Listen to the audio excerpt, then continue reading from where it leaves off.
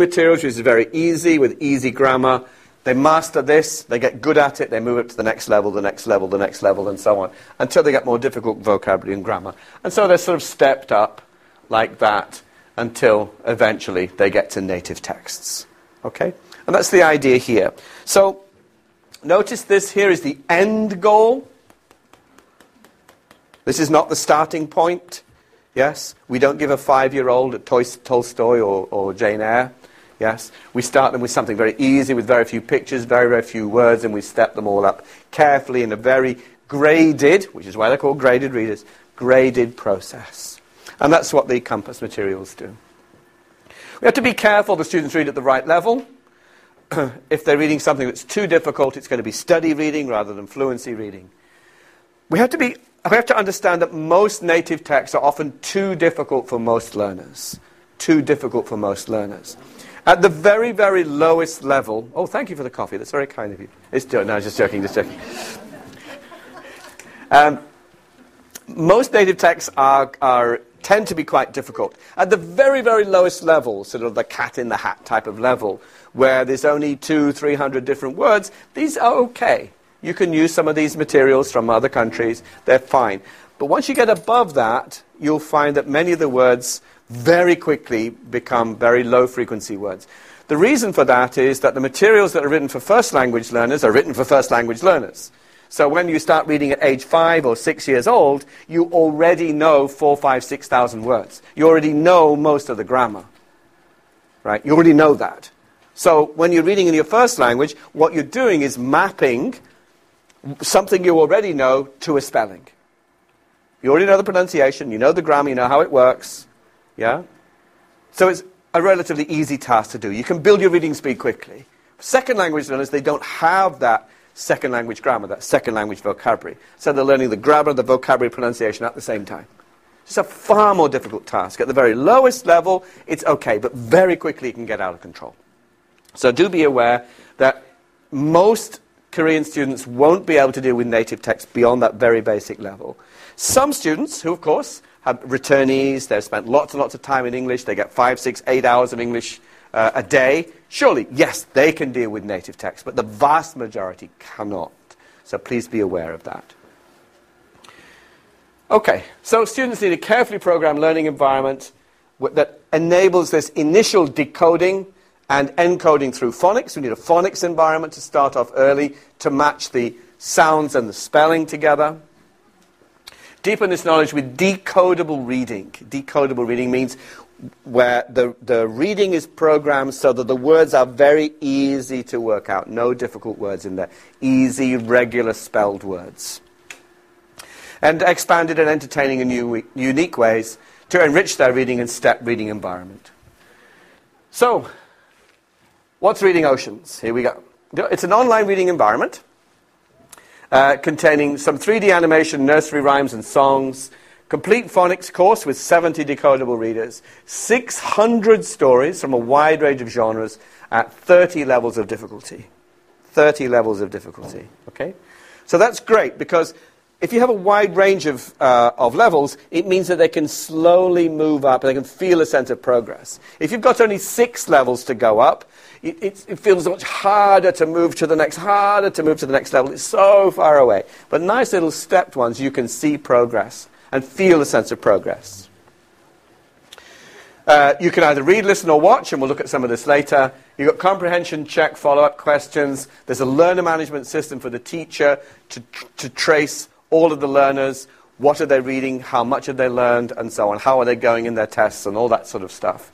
And there's a placement test when you join. They take an initial test when they start, when they log in for the first time. It places them into the learning environment. And we'll look at that in a second. There are also some achievement tests. At the end of each block of texts, they will take a test. When you've taken, I think it's 10 or 20, read 10 or 20 books, you then will take a test. So, this is what it looks like. This is the login page, the main page here. And we'll look at this in a bit more detail a bit later. I think it's nice, very colourful. I think it's nice graphics, yeah? Where were the graphics done for this? Locally? Yeah? Yeah, this is lovely. I think it's really, for kids, I think this is really engaging and nice. I love the concept of Reading Oceans.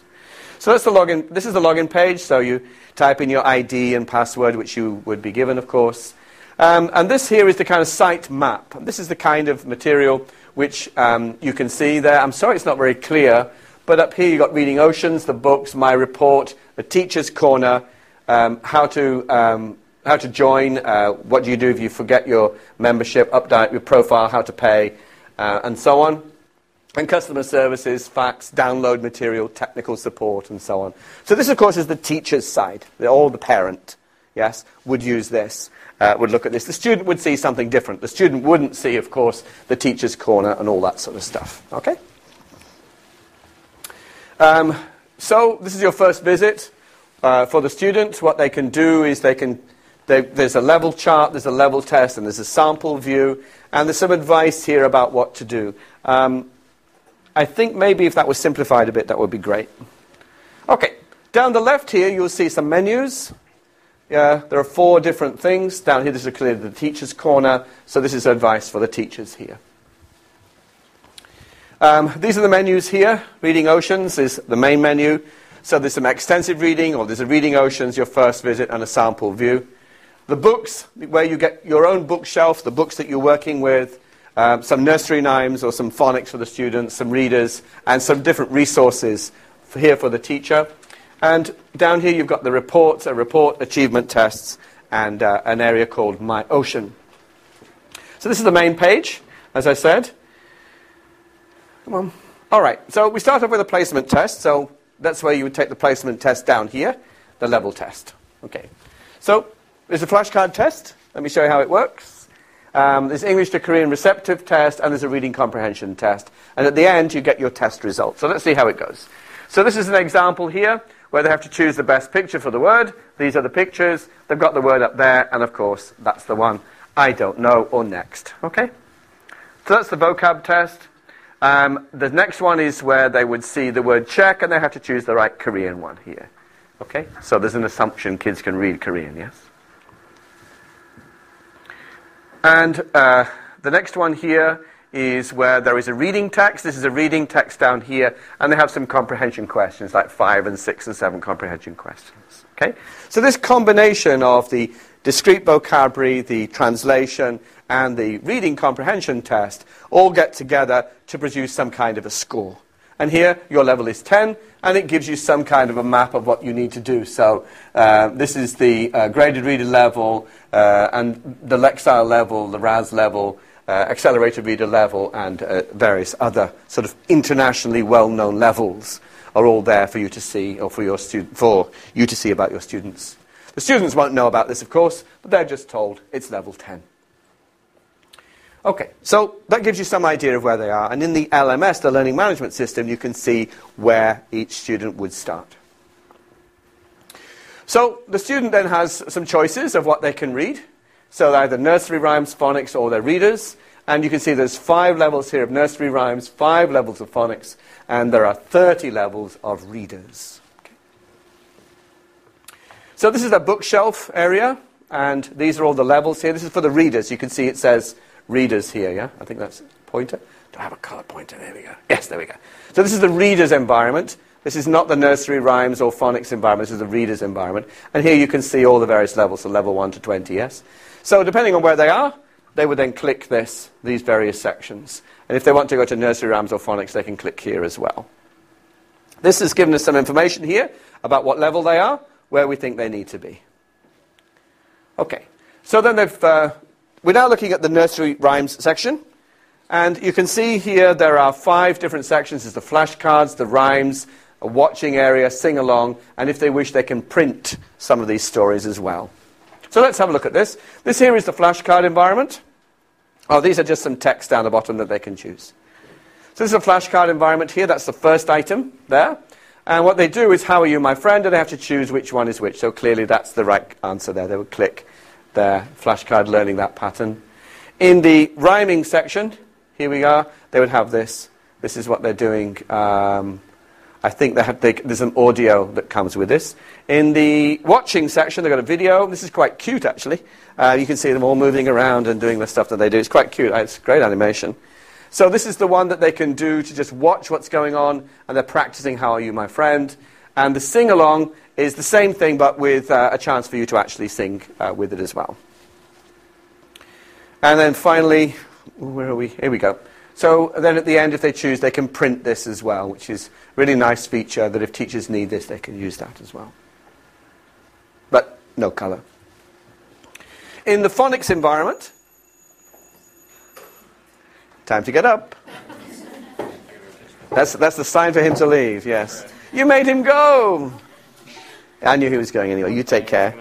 You got a plane. You take care. See you back there. All right.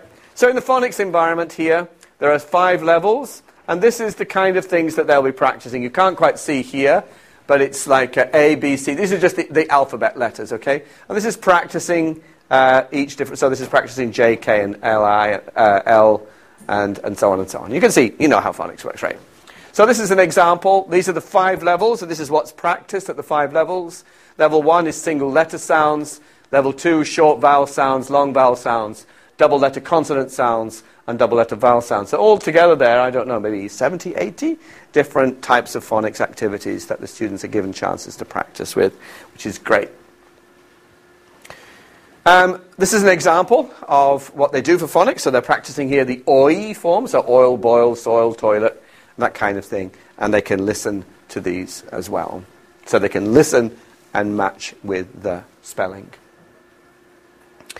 In the reader's environment, there are, as I say, 30 different levels up here. This is level 6, and you can see all the various things. You can see some shells here, and we'll come and talk about that a little bit later. Down here, you've got 3 little buttons. You can't actually click the book to get it to read, because you've got to choose whether you want to read it, video, or quiz, right? So if you just click it, the system doesn't know which one of the 3 you want, so you have to click the little icon there. So these are some nursery rhyme books. These are the phonics books. And again, you can see down here, listening, watch, and you can play there. This is an example of a story. So they would go through and read this, and you can see down the bottom here, there's some audio that comes with it as well. I can't find my roller skates. This is the title, of course, yeah? And you get the story. Now, down here, there's 3 buttons, I should say. This one shows us that you can see the text, and then here you can switch it off. Or you can go back to the beginning, and this one here is the sound on or off. So you have some options of reading, or reading while listening, or just listening. Yeah? And you can see there that the buttons are off. Yeah, these 2 are off now, yeah? These stars here refer to your kind of bonus points for what kind of things you've been doing, what levels that you've completed, and so on. And this here is the number of people who've logged in, so this is for the teachers there. There's an achievement test at the end of a block of texts that your students have been reading. There's an achievement test that they would take. And again, this is some advice about what their scores are. I haven't actually taken the test myself, but what would happen is you'd have your data about which achievement test you've passed would all appear down here. So the student would know how they're doing, yeah? This one here are some statistics about your reading status. So here, this is how far you've got in the phonics scale. This is how far you've got with all the various readers. So what will happen is you get a kind of graph that will probably end up something like this about how you are. So the students can visually see where they are and what they're doing. Yeah?